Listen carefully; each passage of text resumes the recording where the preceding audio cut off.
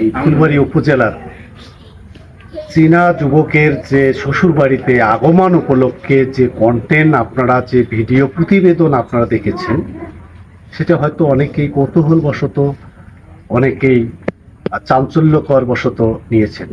তো আসলে এই যে চীনা যুবক, এই যে ফুলবাড়ির ধর্মপুর এলাকার যে এক সন্তানের জননী মোর্শেদাকে ঢাকায় বিবাহ করল, শুধুমাত্র 1.5 মাসের সম্পর্ক। 3রা এপ্রিল অনলাইনে তার এই চীনা যুবকের সঙ্গে কথা হয়, তারপরে তাদের দেখা সাক্ষাৎ হয় সাভারে। মোর্শেদা সে সময় গার্মেন্টসে চাকরি করছিল। পরে তাদের মাঝে আবার 9 এপ্রিল ঢাকা সাভারে এটি কোর্টের মাধ্যমে তারা এফিডেভিট করে এবং পরবর্তীতে মুসলিম রীতি এবং নিয়ম অনুযায়ী বিবাহ হয়েছে বলে মোর্শেদা দাবি করেছে। এরপরেই যখন এই স্বামীকে, চীনা স্বামীকে নিয়ে যখন সীমান্তবর্তী কাশীপুর ইউনিয়নের ধর্মপুর এলাকায় নিয়ে আসলো, নিয়ে আসায় যখন মানুষ, এই গ্রামের মানুষ একজন বিদেশি নাগরিককে দেখে তারা কিন্তু একটা কৌতূহল সৃষ্টি হয় এবং এই বিদেশি নাগরিককে এক নজর দেখার জন্য ওই মুর্শেদার মামার বাড়ি, মুর্শেদার তাওয়ার বাড়ি, এই গত শুক্রবার থেকে আজ পর্যন্ত সেখানে কিন্তু উৎসুক জনতার ভিড় জমে এবং সেখানে শিশু, কিশোর, নারী, পুরুষ, আজকেও আমরা চিত্র দেখে এসেছি। কিন্তু আসলে মুর্শেদা এত স্বার্থপর সেটা জানলে আপনার অবাক হবেন। কারণ তার 8 বছরের একটা শিশু বাচ্চা আছে, তার নাম হলো গোলাপি। সে দৃষ্টি প্রতিবন্ধী। নিষ্পাপ একটা মেয়েকে ফেলে, তার যে আমার পিছনে দেখেন তার স্বামী, তার নাম হলো গহুর ভাই। দেখেন 1 বছর থেকে সে নিজে পাক করতেছে। এই যে চুলা জালে 2 মেয়ে সহ তার এই খাবার, অত রাতের খাবারটুকু সে খাবে। তো তার যে এই যে নিদারুণ কষ্ট, আমি গফুর ভাই এবং স্থানীয় লোকজনের সঙ্গে আমি কথা বলেছি। এই যে তার যে স্ত্রী মোর্শেদা, শুধু সামান্য একটা লেচুকে কেন্দ্র করে গত 1 বছর আগে সে স্বামীর সংসার ত্যাগ করে ঢাকায় যান। এরপর আবার বিভিন্ন সময় আসার জন্য বিভিন্ন সময় তার কাছে টাকা দাবি করে। সামান্য একটা ঘটনায় তার একটা সংসার, তার একটা নিষ্পাপ বাচ্চা প্রতিবন্ধী ফেলে সে এখন চীনা নাগরিকের সঙ্গে কি বলবো মামার বাড়ি এবং বোনের বাড়ি, বিয়ের পর কি হানিমুন খাচ্ছে। সেই হানিমুনেই সে ব্যতিব্যস্ত। এদিকে নিষ্পাপ শিশুর মুখে খাবার জুটলো কিনা সেটি দেখার কেউ নেই। তো আমি এখন তার সেই মুর্শেদার, সে আলোচিত, সমালোচিত এবং মুর্শেদার সেই স্বামীর সঙ্গে একটু কথা বলবো। যদি আপনি একটু বলেন, একটু আসেন, ওঠেন। এই যে দেখেন, একজন কৃষক মানুষ, তিনি দিন আনি দিন খায়। যদি একটু বর্ণনা দেন, আসলে আপনার বিয়ে হয়েছে মুর্শেদার সঙ্গে কত বছর আপনার যোগাযোগ নাই, তারপরে যে চীনা নাগরিক, যদি পুরো ডিটেলসটা একটু দর্শকের মাঝে তুলে ধরেন। মুর্শেদার সাথে আমার বিয়ে আবার হয় 10 বছর। মুর্শেদা খুব ভালো, খুব সুন্দর ছিল। আচ্ছা। মেয়ের মা 2 নাম্বার। মেয়ের মা সংসার ভাঙি দিল। এখানে দৈনিক মুর্শেদার ডাকে নিয়ে যায়। সংসার করা যাবে না, বউদের বয়স বেশি, আমি ভালো দামে বিদেশে খাবো। প্রথম বিয়েটা যে হলো সেটা পারিবারিক ভাবে হয়নি? পারিবারিক ভাবে। আমার তারপরে এখন বয়স আপনার কত? আমার বয়স হল 48 বছর। 48 বছর। আচ্ছা। তারপর আমার শ্বশুরের বিয়ে দিয়েছে। আচ্ছা, তারপরে যে আপনার 9 বছর সংসার করলেন, তারপরে 1 বছরে কি কারণে মুর্শেদার সাথে আপনার সম্পর্ক ছিল? সম্পর্ক আমার বাড়ির সামনে এই যে টেরাকলা মাটিঘাটের, আমরা ওই টেরাকলা চেংড়া বলছে আমি তোমাকে বন্ধাই দেবো। আমি বলছি না। আমার শ্বশুর এসে শুনিয়ে ওই টেরাকলা বাড়ি ডাকে নিয়ে দাওয়াত খোয়াইছে। হইয়া আমার বউ নিয়ে যা দাওয়াত হইয়া ওই ছেলেপেলেগুলো আসপেট দিয়েছে। দেওয়ার পরে 3 মাস পর্যন্ত আমার বউ ছাড়ি দেয় না। পরে আমি বিশেষ সালিশ করে আনছি। আনার পরে আর আমার বউ হাঁক মানা দেয় না। আচ্ছা, আপনার নিয়ন্ত্রণে? আমার নিয়ন্ত্রণে। ওই যে ছেলেপেলে ওখানে যাওয়া এসে করছে, টাকা কামাই করে মোবাইল টাচ মোবাইল কিনেছি। আচ্ছা, টাচ মোবাইল কিনতে ধরে এসছে এখানে। বলছে আমার মেয়ে যদি টাচ মোবাইল নেয় তো সংসার করবে না। আমি বলছি ঠিক আছে, টাচ মোবাইল ধরিয়েছি, টাচ মোবাইল ধরিয়ে আসিয়ে এখন তারপরে আরো মানে কাজ কামাই কিছু করে না, বাইক থাকে আর ছবি দেখে আর ওই যে ছেলেবেলার সাথে কথা কয়, কথা কয় ওই কথা কইতে কইতে যে লেসু নিয়ে এখন তো আমি কোনো কই নিয়ে যে থাক থাক বাচ্চাটা ছোটো আছে, আমি বাচ্চা নিয়ে কোথায় কোথায় যাই, আমার তো আমার লোকজন নেই, আমি না করে কাজ কামাই করি, আমি দেই পাক শাক করি খায়া ওই বিজনেস করে করি, খালি মোবাইলে ছবি দেখে আর ওই ঢাকা 1 বছরে সেই সেই বিষয়টা একটু বলেন।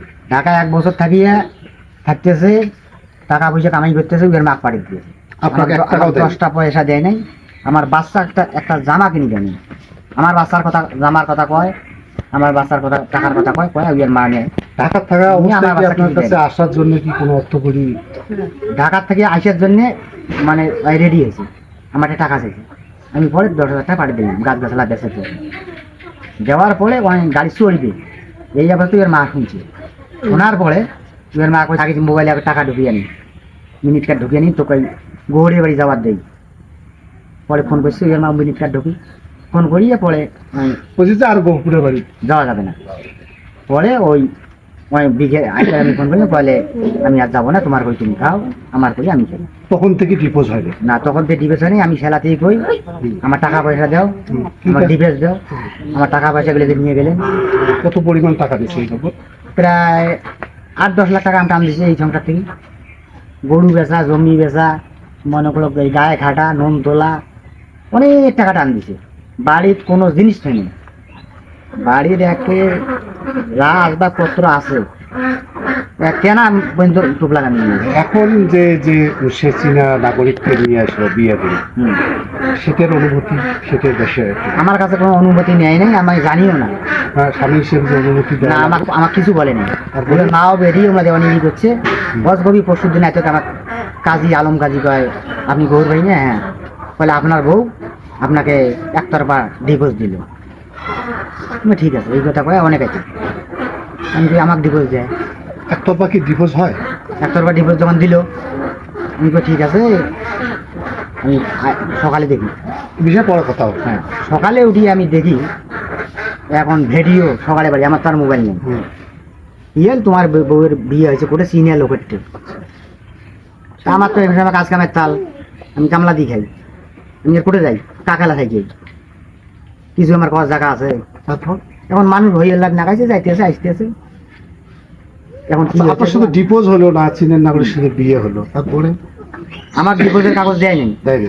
না, একতরফা যে কাজী বললো, কাজী কইলেও একতরফা তোমার বউ ডিভোর্স দিল, আমি কোন কাজে ওই আলম কাজী না কোন কাজী আমি জানি না। আচ্ছা, এখন এই যে চীনের সাথে যে বিয়ে হলো, কেন বিয়ে হলো, কার ইয়ে হলো? তারপরে আমি শুনি চীনা বেড়ে 2.5 লাখ টাকা দিছে, আরো 2.5 লাখ টাকা দিবে, চীনা নাগরিককে চীনা নাগরিকটা দেখি 2.5 লাখ টাকা দিছে, ওই কোন হিসেবে দিচ্ছে মেঘ?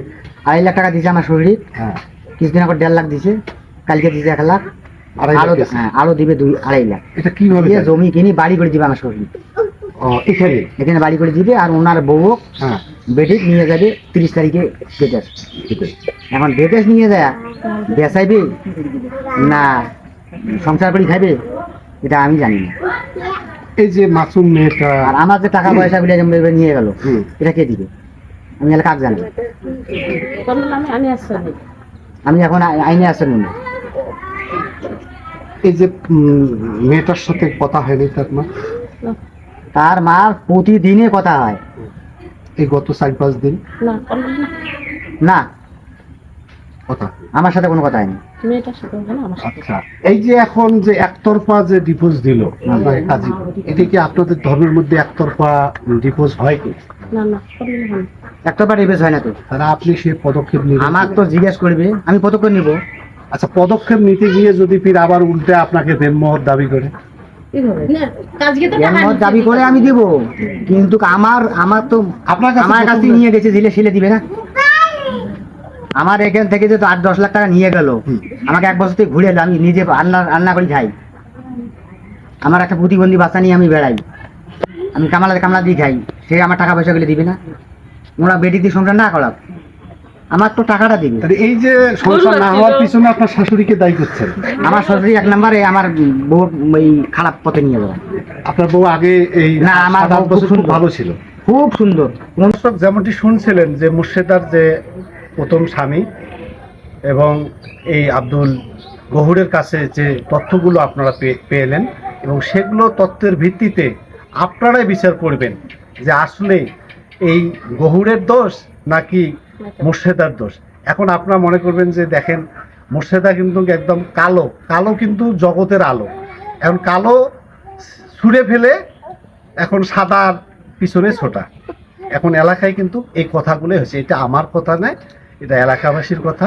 তার একটা সাজানো গোছানো সংসার ছেড়ে এখন সে কি উড়াল দিতে চলছে চীনে, আসলে যাবে কি না এটা নিয়েও খুব সন্দেহ, কারণ নানা মানুষ নানা রকম মন্তব্য করছেন এবং ফুলবাড়ি উপজেলা জুড়ে ব্যাপক আলোচনার জন্ম নিয়ে দিয়েছে। তো দর্শক, এই ছিল আজোয়াটারি থেকে সর্বশেষ।